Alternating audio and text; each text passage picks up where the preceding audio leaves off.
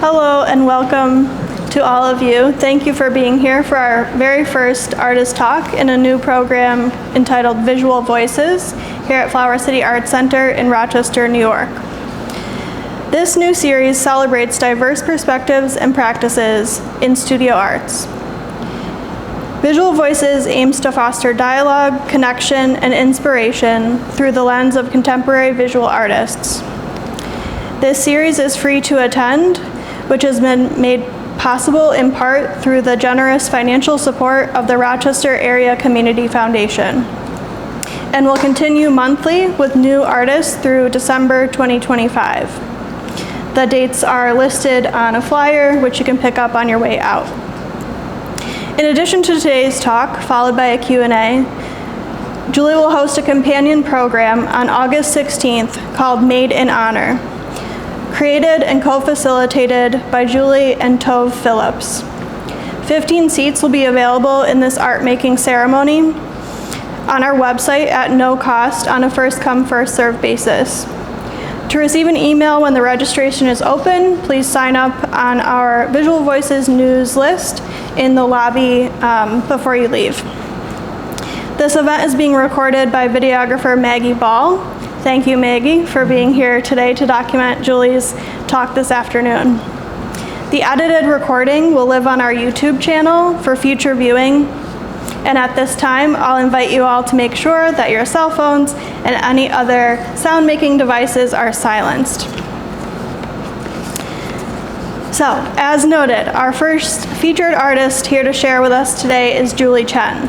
Julie is an interdisciplinary artist, educator, and designer whose art examines the remnants of beings and place. She has an MFA in interdisciplinary art from the Hartford Art School at the University of Hartford, and a BFA in multimedia and performing arts from the Studio for International Media at the Massachusetts College of Art and Design. Julie holds a certification in end-of-life care as a death doula. Her multidisciplinary work and presence in our community and beyond creates safe spaces for vulnerability and opportunities for processing what it means to be human in this world, both individually and collectively. Her practice examines the complex nature of memory and mortality through observation, materiality, spectacle, and narrative. Julie's work has been featured in numerous galleries and public spaces, including the Yale University, the Slippy Gallery at the Hartford Art School, Visual Studies Workshop, Writers and Books, Rochester Contemporary Art Center, the Yards Collective, Hallwell's Contemporary Art Center, and Hartford City Hall. We are so honored to host Julie this afternoon to share with us, so please join me in welcoming Julie Chen.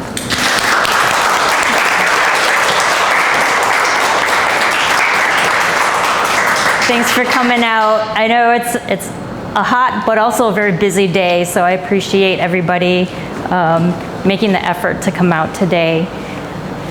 I'm very honored and thankful to Flower City Arts for inviting me to come and talk to you guys about my work. I am going to try to squeeze it all into maybe 50 minutes, we'll see. I'm gonna be talking a bit about where I started and then what I'm up to now and sort of some of those steps of how I ended up where I'm going.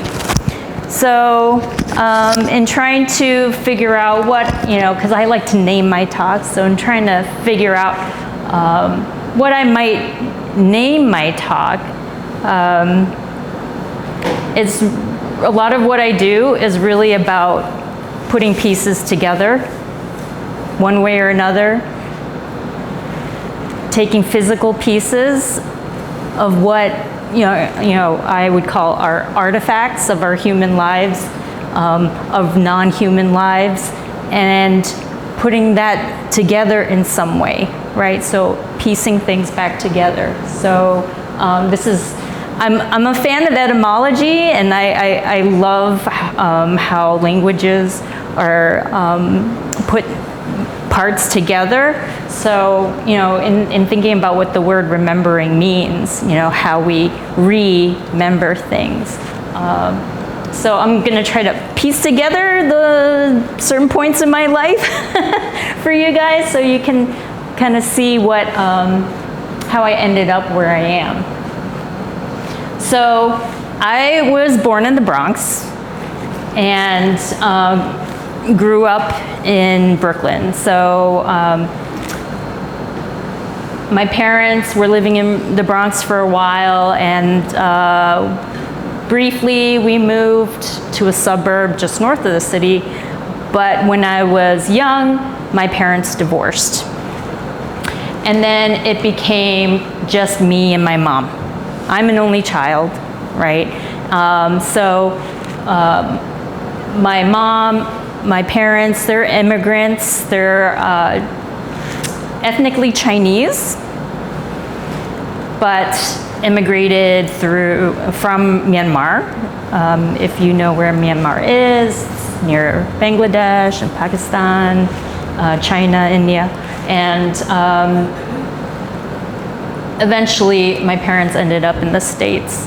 So you have to imagine what it's like, both females, only child, to a single mom in Brooklyn, who's originally from another country, whose native language is a whole other language.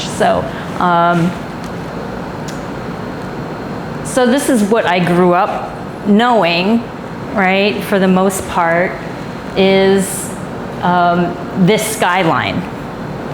And growing up, because my parents were divorced, my dad would have me on the weekends, and we'd be driving up the BQE, and my highlight of the drive from my mom's to my grandparents in the Bronx was seeing Statue of Liberty and the World Trade Center, right?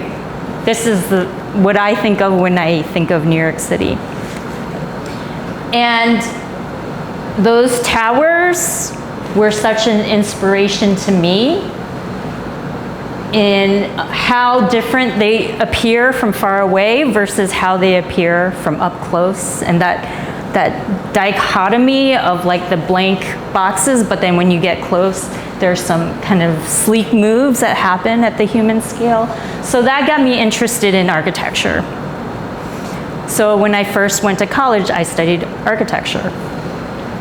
And I did a lot of drawing, and then I worked in architecture for many years, and my specialty actually became working in architectural models. So I was doing that for several years. I got into laser cutting and 3D printing and all that stuff as well, which led to me then, teaching it.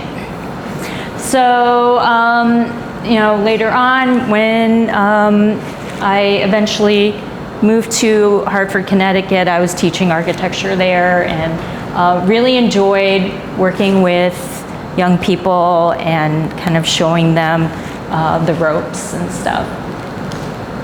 Teaching was not necessarily a surprise, considering that my mom taught middle school in Brooklyn. She taught English to immigrant children, and math too. So, while I fled the coop and studied architecture, started my own family, etc. My mom was alone in Brooklyn, although I did try to convince her to move in with me. But you can imagine when two people spend so much time together for so many years, they're really happy to have some time apart after a while. So she took over the one-bedroom apartment that we used to share and just filled it up with her things. So I was definitely always surrounded by her things.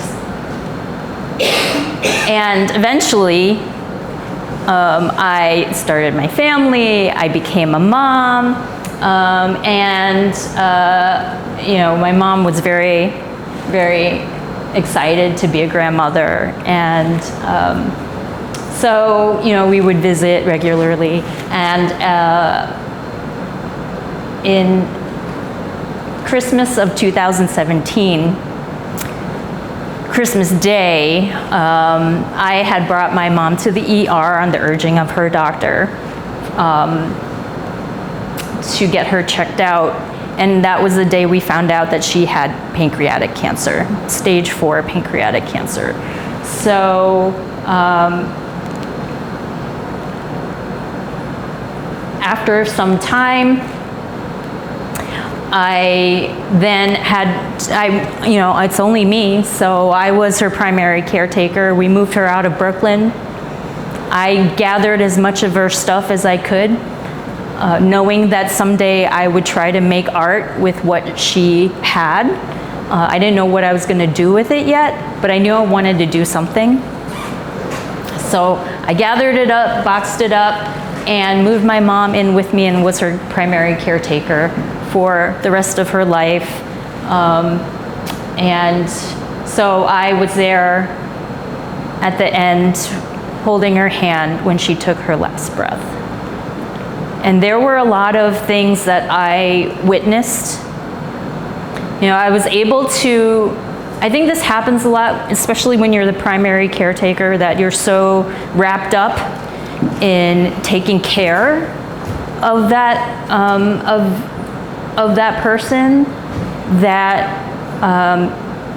there's that side of you that is like in mourning and in grief, but the other side of you that is, okay, what else do I need to do? And kind of looks at it more third person like. So there's a part of me that's quite fascinated with my mother's experience. Like, what is she going through, right? The whole time I'm trying to make her as comfortable as possible. So I'm always trying to think, what does she need? What is going to make her the most comfortable? What can I do to guide her towards the end, right? So fascinated with that, fascinated with her identity at the end of her life, and how one day my son walked in. He was 4 at the time, and while my mom was non-responsive in the bed, he yelled out. He just came home, "Mama, Mama." And my mother, who hadn't said anything in a couple days, went, like, what is it? And then that's when it hit me that when you're at the end of your life, it's not uncommon, you retreat from the physical world and you're in your mind, and you start to reconnect all these past versions of yourselves, right? So I was thinking about how this child growing up in Burma is the same person that was my mom, who is the same person that was this, single lady that's teaching in a school in Brooklyn, and the struggling, the heartbroken woman in Taiwan, and all these like struggles and things, they're all kind of weaving into each other at the end of her life. So I got into using photography, thinking, okay, I need to process these kinds of different personalities that are kind of like with each other, but also struggling, and like, which one am I? But I'm all of these at the same time. So I was thinking about that at the end of life, and tried to capture some of that, and that wandering, and like, do I know where I'm going? Where am I going? And also what's left behind. All right, so again, the pieces, the artifacts, and thinking about, what is left that we all leave behind. So we have our ashes, our baby teeth, and whatever, we die, we decompose, and then what grows out of that. So I decided I really need to dig deeper, so that's when I started to go to grad school and ended up focusing on these kind of artifacts that we and non-human beings leave behind. And this particular piece was me processing the fact that we were leaving our home of 9 years. So it's that grief of losing a sense of home. So I had visited all the places I ever called home. So that was Brooklyn, that was the town, Stony Point, that I mentioned earlier, the suburb. That was Pittsburgh, that was Boston, that was Hartford, Connecticut, and a little bit of here. To try to collectively figure out what home is. Because I feel like I'm not grounded in a place until I've been there a few seasons and have seen the flora go through their cyclical changes. And that was something I really wanted to take a closer look at, and let people take a closer look and have a moment to think about what's around them when they're in these different places. And I also include my mother's ashes, my son's baby hair, and other human artifacts into this installation, because it's all stuff that helped me define home when I was struggling to figure out where home was in this move. And then just next week, I think marks the 4th year that I've been here in Rochester. So again, examining the materiality of what we leave behind. I have here my first vessel that I made with actual clay and my mother's ashes, because I was very curious. I wanted, when someone passes away and you are left with basically a bag of their remains, what do you do with them, right?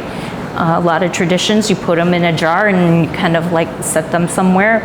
But I felt like I needed to do more. And this was something that my mom was okay with. I asked her, do you want me to go such and such and spread them here, spread them there, do this and that? She's like, whatever, she said. So, whatever, I don't care.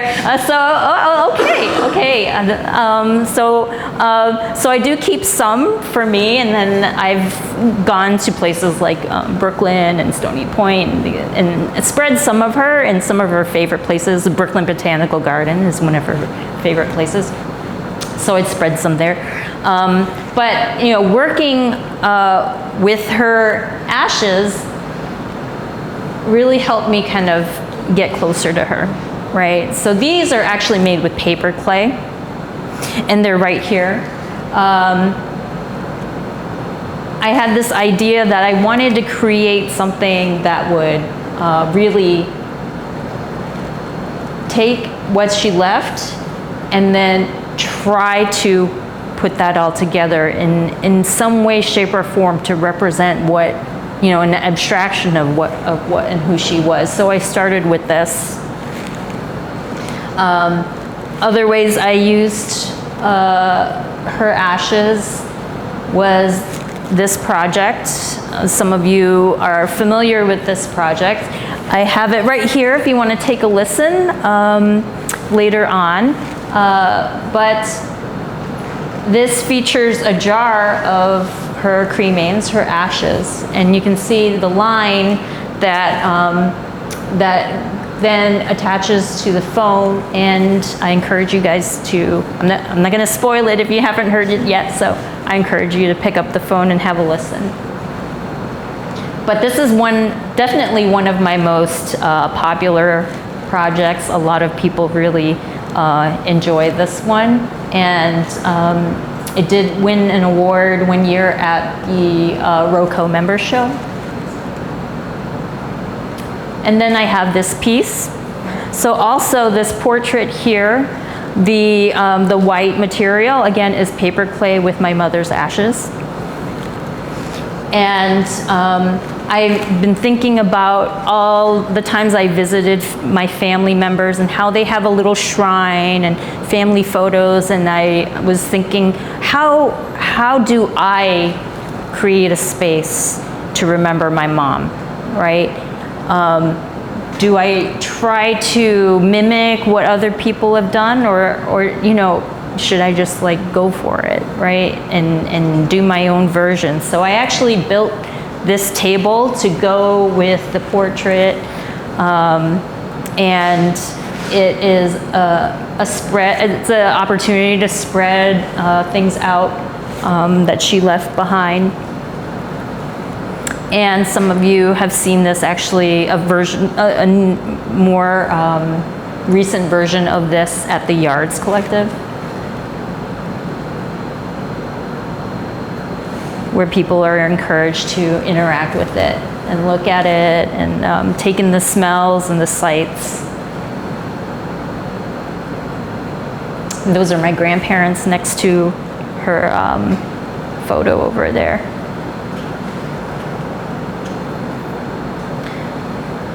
So thinking about materiality, I created these things and wanted to get into clay. So I made my first clay vessel using her cremains.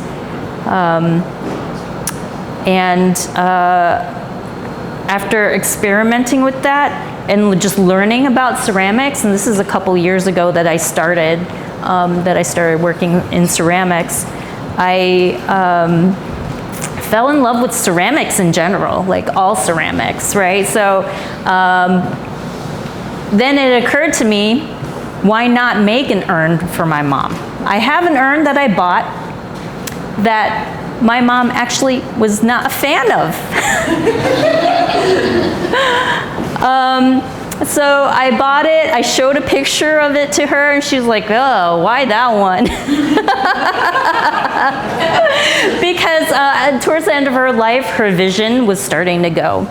And all she could see was like a dark bulb, a dark mass. Like she couldn't tell that it was adorned with flowers and all of this fine gold line work and stuff, but she couldn't see it. All she saw was something dark, right?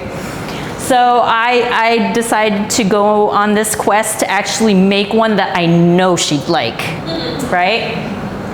So that's when I really got into making ceramics in general, not necessarily just, using her ashes, but I started looking at flowers a lot because, as I mentioned, the Brooklyn Botanical Garden was one of her favorite places to go.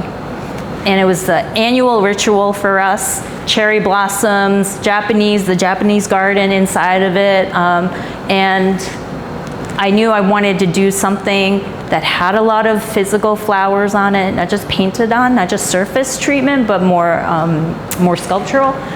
And and she loved the little lotus ponds and stuff. So I'm trying to figure out how to incorporate all that. I've been studying all the flowers that she really loves. So this here is my first lotus pot, and then going from there, I made this my second lotus pot here. So you guys can take a look a little closer after the top.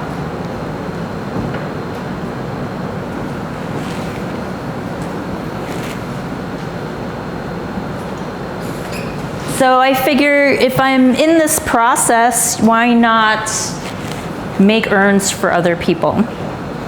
So I started just practicing making all kinds of jars and vessels so that I could then create urns for other people. So I have this one right here, and I love making little like frogs on top so that people can collect artifacts like natural matter from places that meant something to the person who passed away, and be able to put them on top of the vessel so that it's a visual marker for that person, and it honors that person in a way. So this one is actually one of my most popular little urns that I'm so far been getting a lot of attention, and already have some orders from friends and family for that particular urn. And these urns that I've started because I'm practicing, getting the hang of it, you know, they're small. Because these days, not everyone's holding on to all of the ashes, right? These days, people are spreading them. They're splitting them up among siblings and other family members. So people now are, you know, keeping only some of their ashes, right? So, so making these little guys has been really fun. And making reliquaries, right? So little spaces that if you want to have like maybe a wedding ring or a little totem or something that reminds you of that person, you can keep inside. So my plan is to eventually create a whole series that are more like this guy. So if we look at this right here, so more like this guy, so that I would like to recreate like a Chinese garden and make figures of my mom with clay and her ashes, and so that she can actually hang out in this little garden. So this is one of my like long-term, like bigger projects that I'd like to execute. So while I'm doing that, I'm still doing installation work and thinking about my mom's experience at the end of her life. So I recently did this installation. This is all of my mom's nightgowns and her pajamas, and thinking about how it's called long slumber, and thinking about how, you know, in a lot of cultures, death is referred to as the big sleep, right? And trying to think about what it's like to be in that space. So this is actually something that I've been developing, and I've shown this in this iteration in Hartford, Connecticut, at a group show, and I'm also developing it into a performance. So so that's something, you know, I'm kind of working on. So that's stuff that I've been doing with my mom, and looking at my mom, and in that process of making work about my mom, I found a lot of healing. If anything, I found a lot of forgiveness for my mom and for myself, because, like I said earlier, you have two people, strong-minded, strong-willed people living together. You know, you can imagine, like especially teenage Julie with my mom having a lot of butting head situations, and how we you know, were contentious at times. But I found that in making my work and reminding myself of what her life was, what she went through, I was able to let go and forgive a lot of the things that she had done or not done for me, and at the same time forgave myself for maybe some of the times that maybe I felt like I could have done more. So I began to wonder, what can I do for others, right? But just making work for others, I wasn't sure if that was something I could make happen, because making work for others first started more organically. A friend of the family unexpectedly passed away. He was young. He was 21, and I had been involved a lot with trying to find him when he had gone missing. On social media, I was trying on social media to find him, and so I bonded a lot with his parents, and with his things. His mother said on the phone, I have all this stuff, right? Again, what we leave behind when we die. I have all this stuff. I don't know what to do with it, right? Because you have that emotional attachment, but it's taking up literal space and literal emotional space, right? All the stuff that her son had left behind, and she did not know what to do with it. She needed a way to figure out how to let these things go. So I asked her if I could come see the things, maybe spend time with the things, maybe make some art.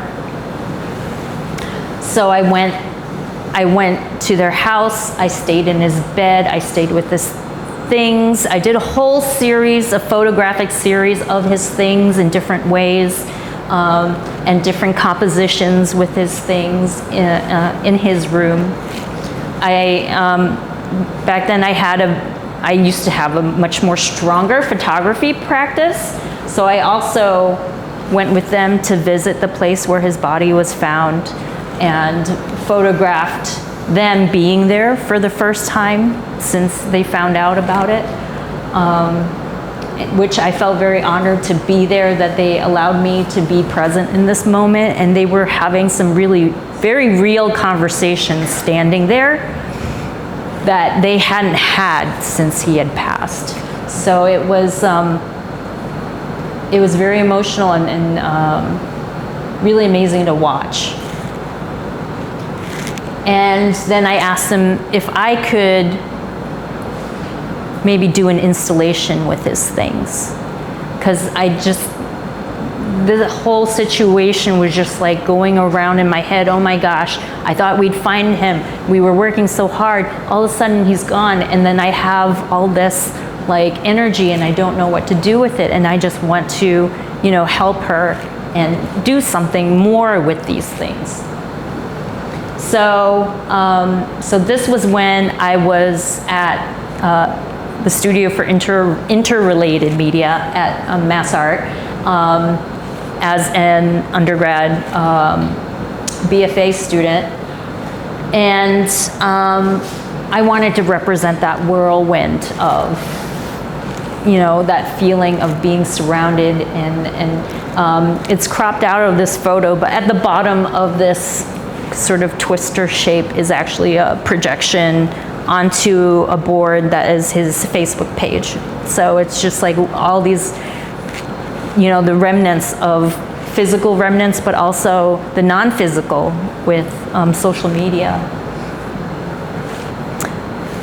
So that came out very organically because I happened to know. And when his mother came to Boston to see this, she was just so elated, and she felt so happy that she let go of these things not long after. She felt like she had her time with them. She felt like something was done to really commemorate him, and was able to let these things go. And she told me, you should do this for more people. And that was like, I don't know how. I don't know how to just reach out to random people. Let me help you with that, right? So I just stored it in the back of my brain, and I didn't revisit that, until. So this was 2012 that I did this installation.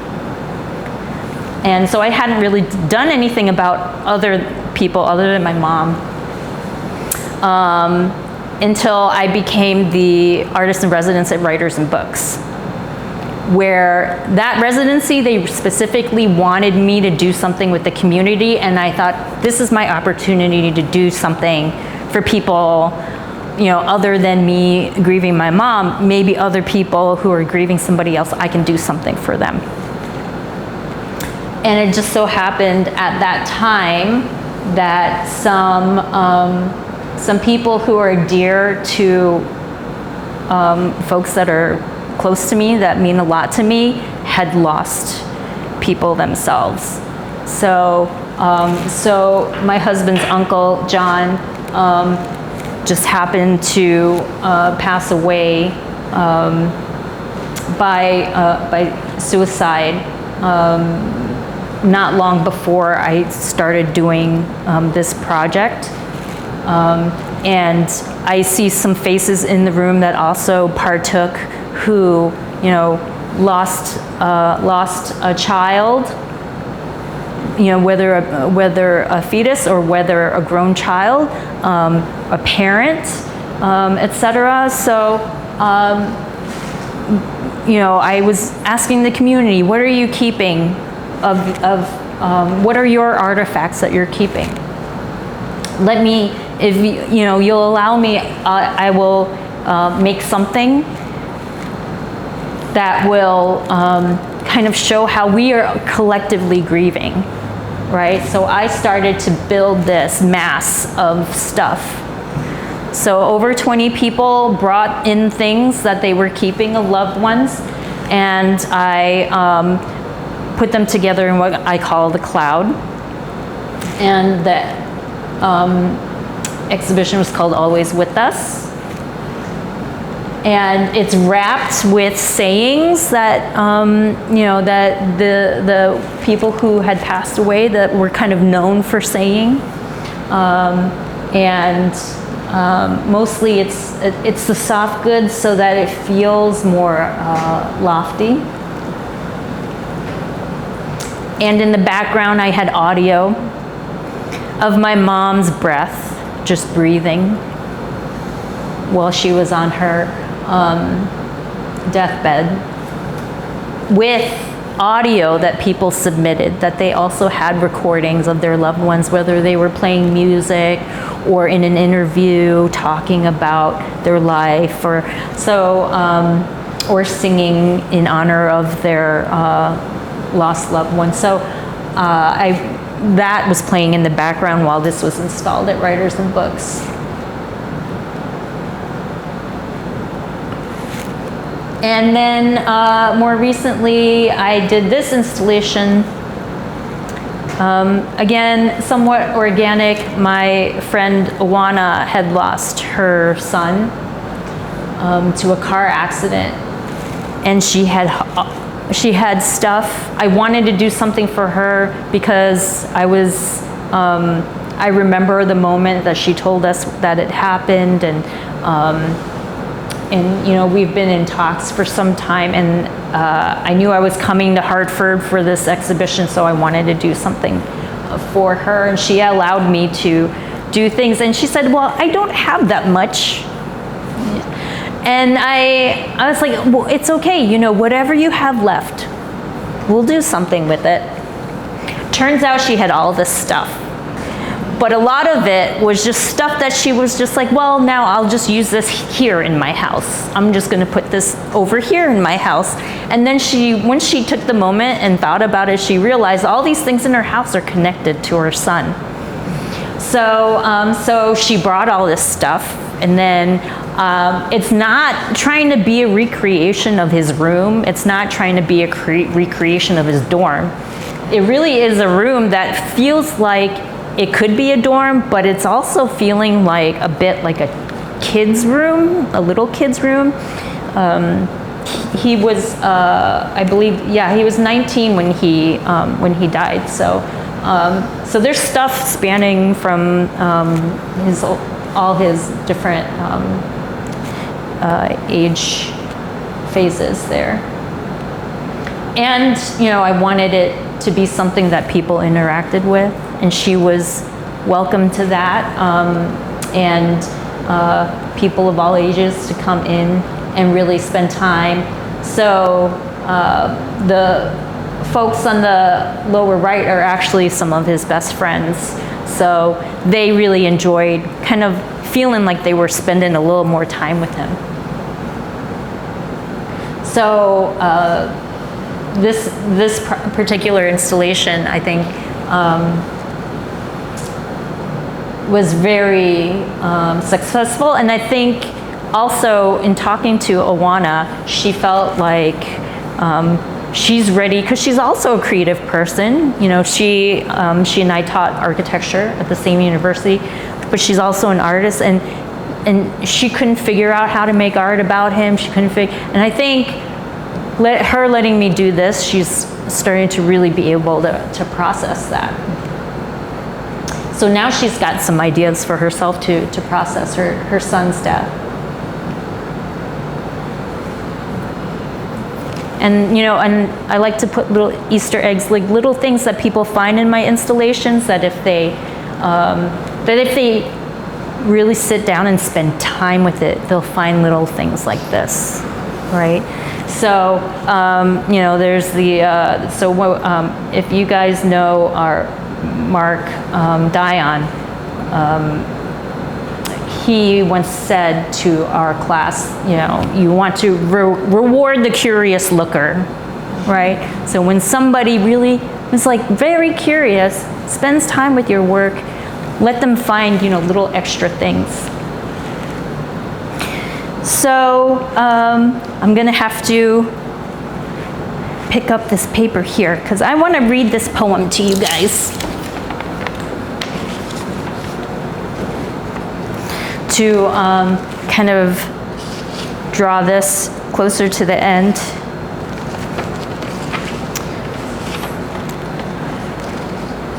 I am standing upon the seashore. A ship at my side spreads her white sails to the morning breeze and starts for the blue ocean. She is an object of beauty and strength, and I stand and watch her until she hangs like a speck of white cloud just where the sea and sky come down to meet and mingle with each other. Then someone at my side says, "There, she's gone." Gone? Where? Gone from my sight. That's all. She is just as large in mast and hull and spar as she was when she left my side, and just as able to bear her load of living freight to the place of her destination. Her diminished size is in me and not in her. And just at that moment, when someone at my side says, "There, she's gone," there are other eyes that are watching for her coming. And other voices ready to take up the glad shout, "There she comes!" And that is dying. So that is the poem, Gone From My Sight. Written by, or known to be written by, Reverend Luther F. Beecher, I think a cousin of Harriet Beecher Stowe. And it's often attributed to another man, Henry Van Dyke, who often gets confused to be the author because this poem is in the little blue book that's given to people, often given to people when somebody passes away, to help them understand what it is to lose someone. So this is a poem that I got myself in that little blue book when my mom was close to death, and it really made me think about her experience. I shouldn't think any less of her just because she's dying and because that light is going out, but more who she is as a whole human being, and try to honor that, right? And that in her process, she's doing a lot of work in that dying, that in that process, she's still a whole human being. And that's something we should remember about anyone that is nearing the end. I think it's interesting. I chose this image, right? I was looking.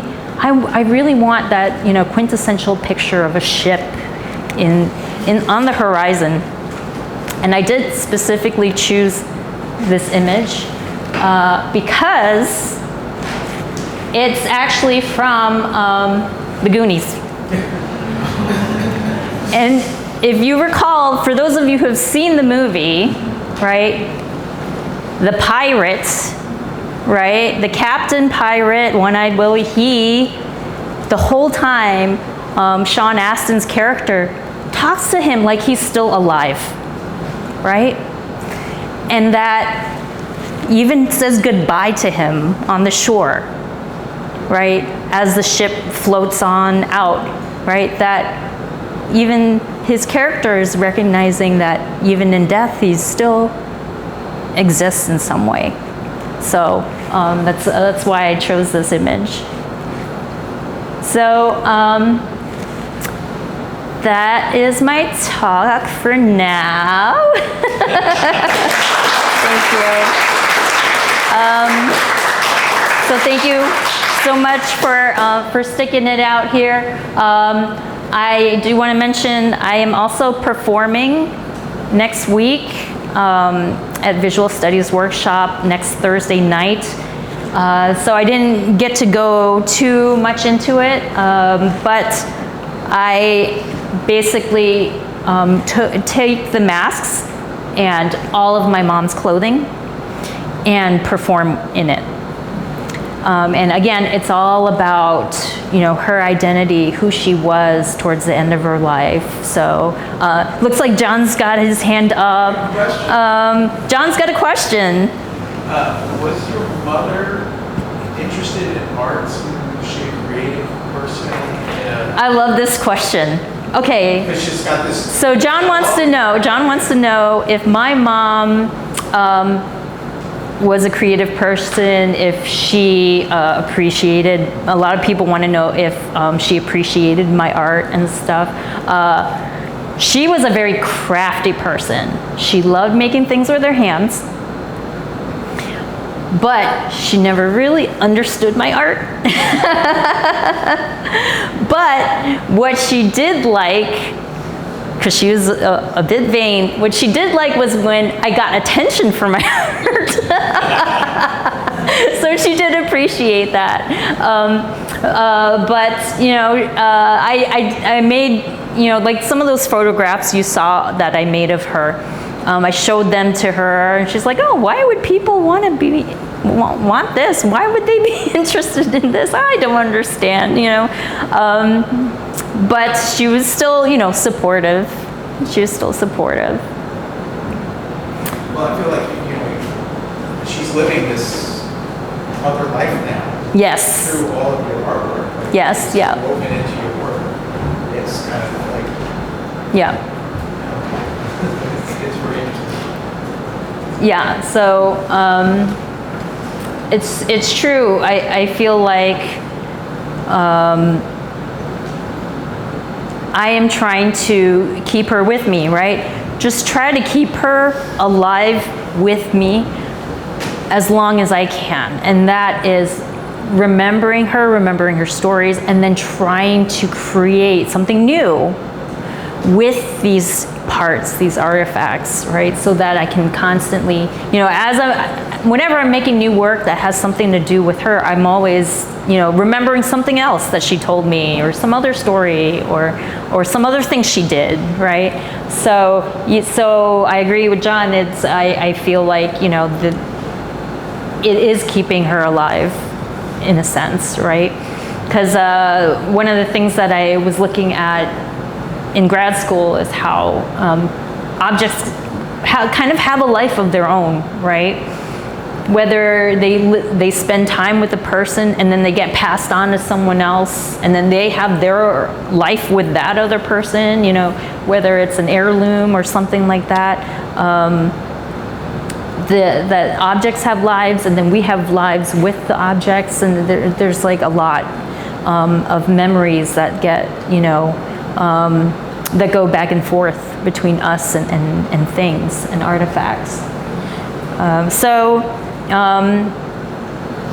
As Hope mentioned, I am going to be offering a sort of companion workshop activity to try to open it up to the community and help folks, process their grief, and also remember and honor and celebrate their loved ones. There was, while I was in grad school, I went through a really hard patch of feeling like I was not doing the right thing by my mom. And so I dug really deep in research.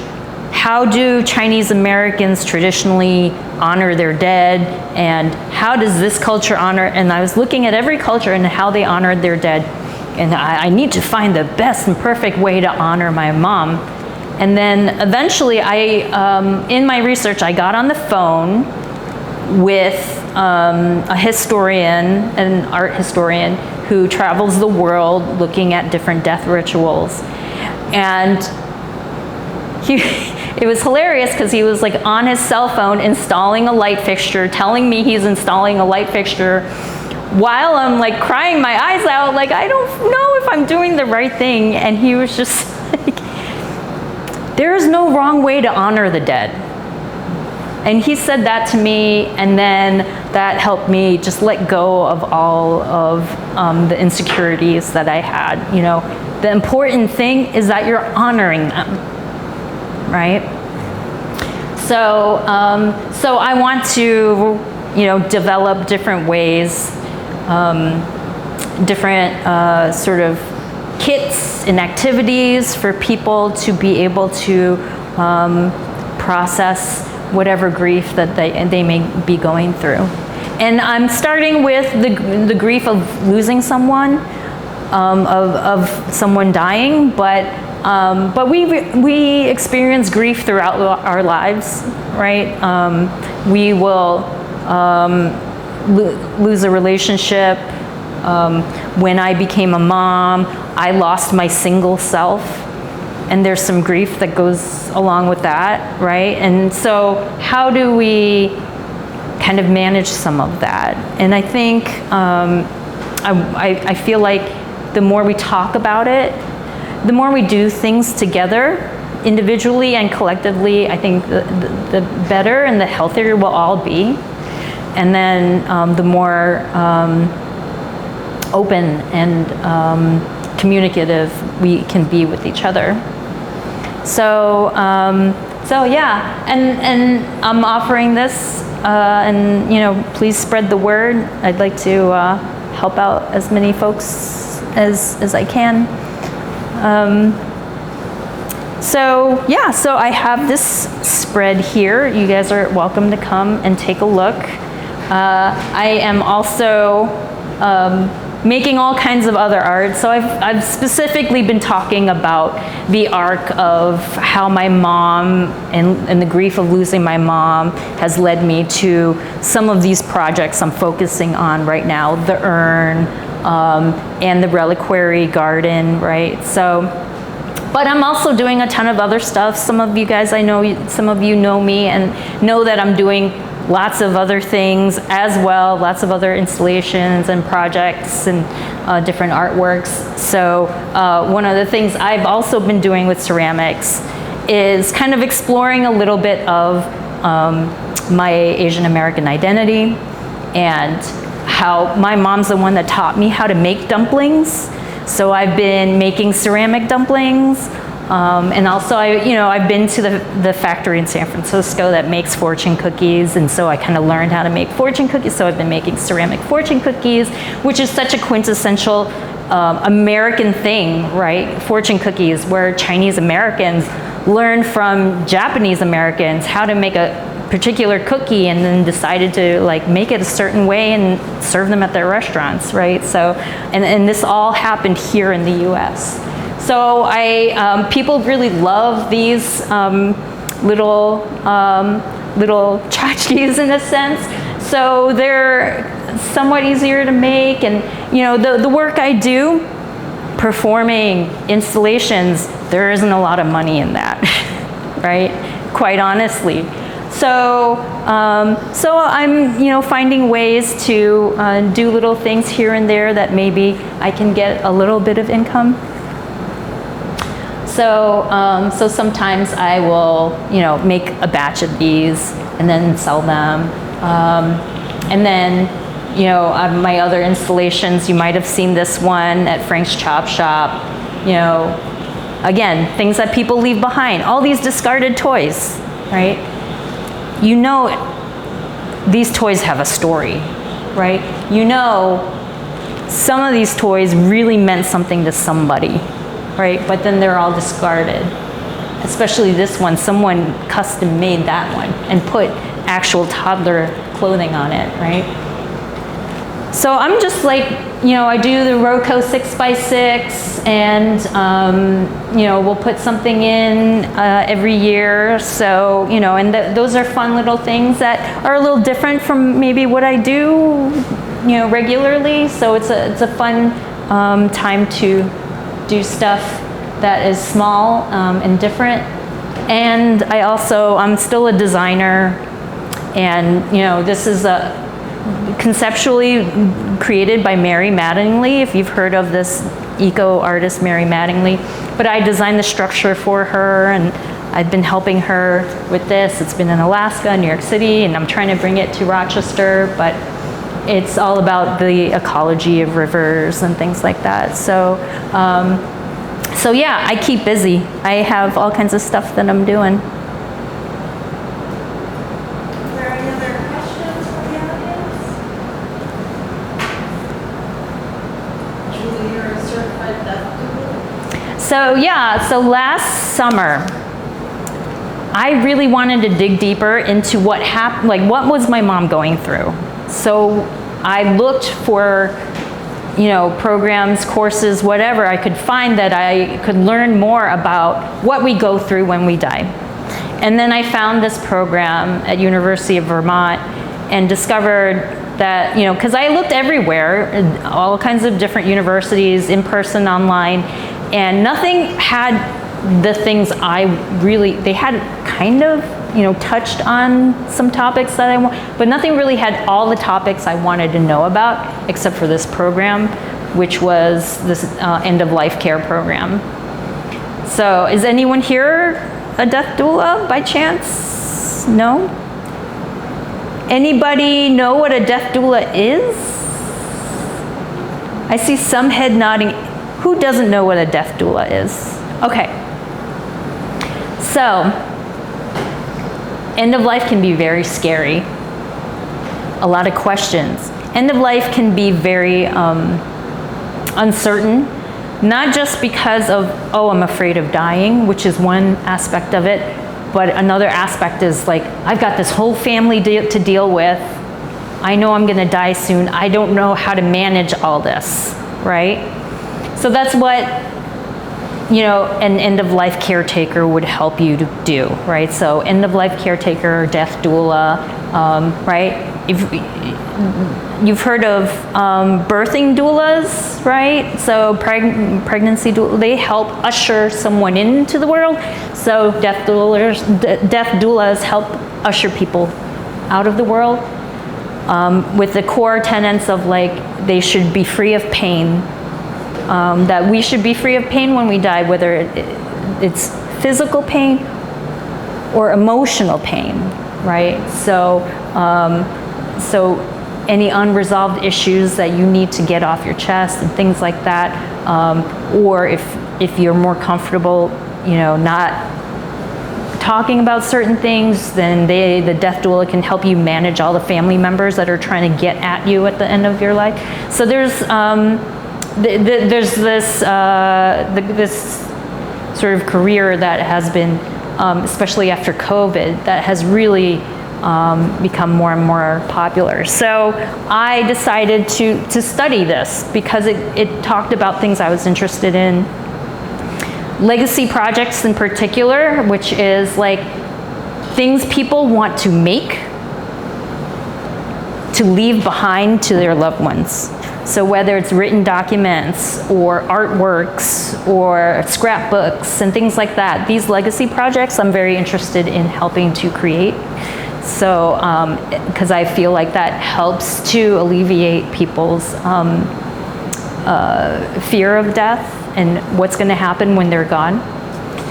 So I decided to go through the program, and that really helped me a lot to think about, all the things that people go through towards the end of life. And also there's the bereavement piece, what people who are related to the dying one, what are they going through? What is that grieving process like, and how can they be helped as well?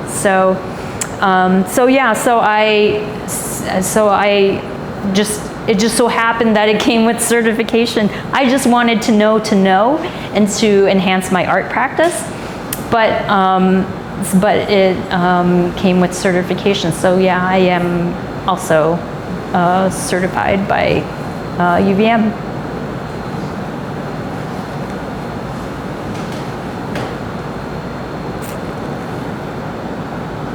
Has anyone recently lost someone? Anyone willing to share?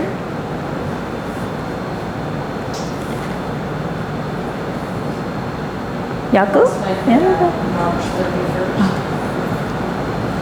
And two of my friends are certified deaf doulas, so I had a lot of support. That's great, yeah. It was really valuable, and my father and my mother were willing to have one of them come to our home, to their home, during the at-home hospice care process. My dad wasn't so sure about that. He had a lot of questions about that person's motivation and things like Yeah, that. it's not uncommon, yeah. Yeah. But then she just asked questions Mhm. and talked to him about what he thought about death and the Yeah. process. And I Yeah. think it was really valuable. Sometimes at the end of life, because it is overwhelming, we don't even know what we want. And a death doula can help tease that out a bit. What is going to help me, accept things and help my loved ones too through the process. So that is also a lot of what death doulas do, is sort of, just sit and spend time and really spend time with them as a whole person, right? And think about what their needs are and concerns are, right? And it's our charge not to be leading necessarily. We're not trying to make them.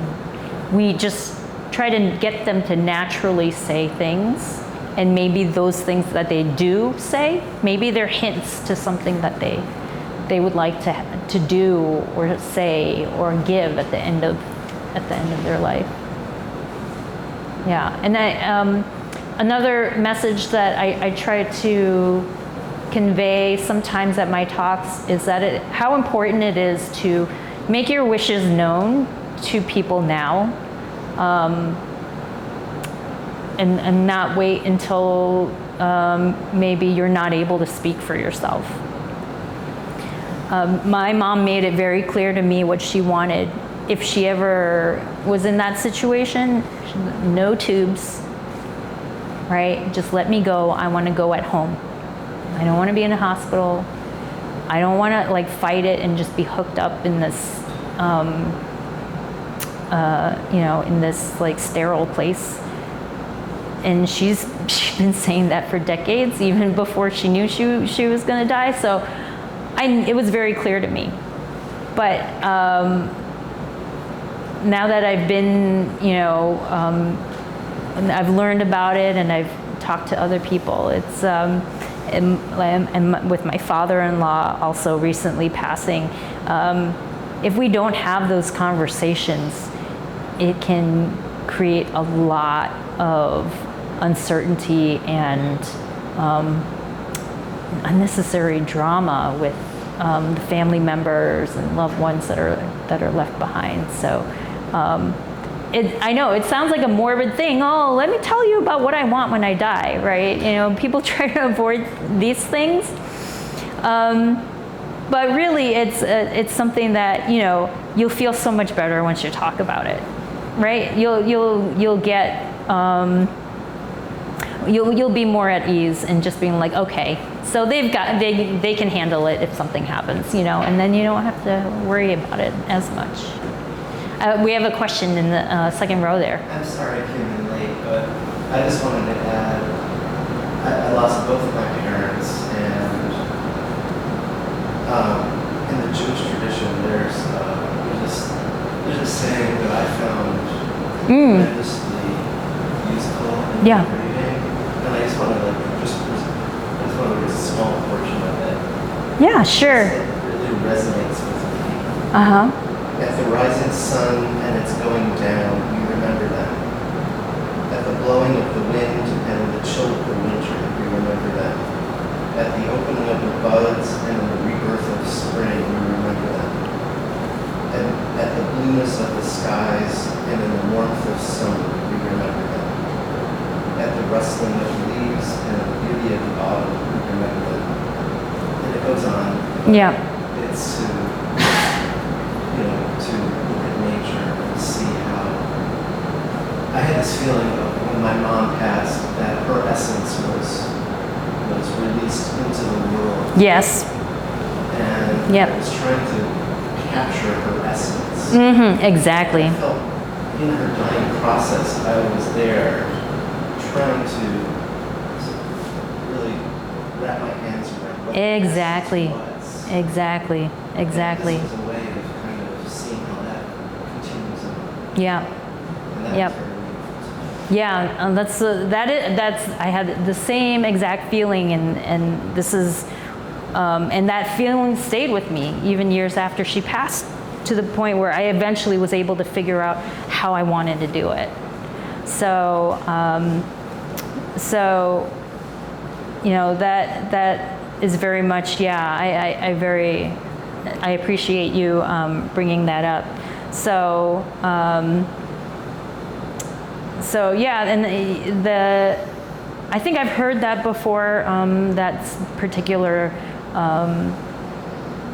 sort of in the Jewish tradition to recite how we should remember, and the repetition, right? The remembering in that particular prose is like we remember, and it's just that cyclical acknowledgement. And that's another important thing that I try to bring to my talk sometimes, is that grief is as different as the people that are losing someone, as well as the person being lost. There is no cookie cutter way to go through grief, and we can't expect people to get over it, right? Because we never really truly get over a loss. It's just that grief transforms. And the way I like to think about it, there is the heartbreaking, heart-wrenching, really sad grief. There's a destructive kind of grief as well. But like on the spectrum, there's also a celebratory grief, right? When we say the word grief, people immediately think of the crying and the sadness, but there's also the remembering all these good memories and feeling like, oh yeah, I'm so glad I had that moment, right? So there's also that end of grief. And that it is normal to go back and forth through these, even for years and years, and then, decades later, you might remember something or smell something and it'll pop up and you'll feel emotional and sad, and that's normal. It's, you shouldn't necessarily be like, oh, why am I feeling this way again? It's been so long. But really, it's just, our brains are so complex and so varied, and again, our relationships to those people, our personalities, ourselves are so varied that, it's perfectly normal to be going through these kinds of ups and downs.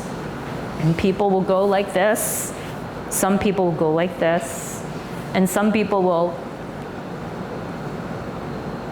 and maybe later in life, so it's, the process is different for everybody and for every person that we're losing.